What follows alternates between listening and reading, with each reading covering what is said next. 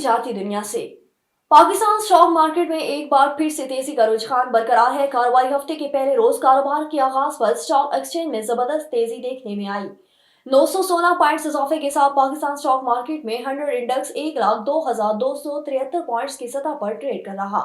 गुज़श्ता कारोबारी हफ्ते के आखिरी रोज स्टॉक एक्सचेंज में तेजी का रुझान बरकरार रहा, जिसके बायस स्टॉक मार्केट में 100 इंडेक्स 1,274 पॉइंट्स इजाफे के साथ 1,01,357 पॉइंट्स की सतह पर बंद हुआ था।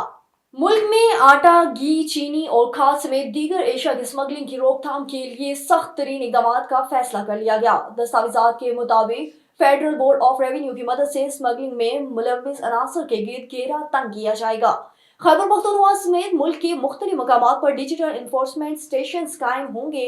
स्टेशन से अंदरूनी मुल्क समेत अफगानिस्तान और ईरान से भी स्मगलिंग रोकने में मदद मिलेगी।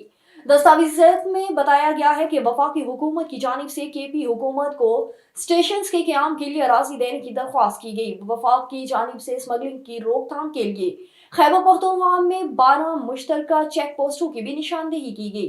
चेक पोस्टों में कार्रवाई मजीद सख्त करने के लिए सूबाई हुकूमत से ताउन तलब कर लिया गया।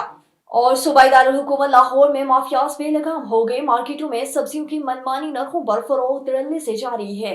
सरकारी रेट लिस्ट में प्याज की कीमत 18 रुपए इजाफे से 145 रुपए किलो मुकर्रर की गई, जबकि मार्केट में प्याज 170 रुपए किलो फरोख्त हो रहा है। टमाटर 140 रुपए के बरक्स मार्केट में 180 रुपए किलो बेचा जा रहा है। आलू 95 रुपए के बजाय 110, लहसुन 675 रुपए के बजाय 800, अदरक 410 रुपए के बजाय 500, जबकि बंद गोभी 70 और फूल गोभी 120 रुपए किलो तक फरोख्त हो रही है, जबकि पालक और साग 50 रुपए फी किलो में दस्तयाब है।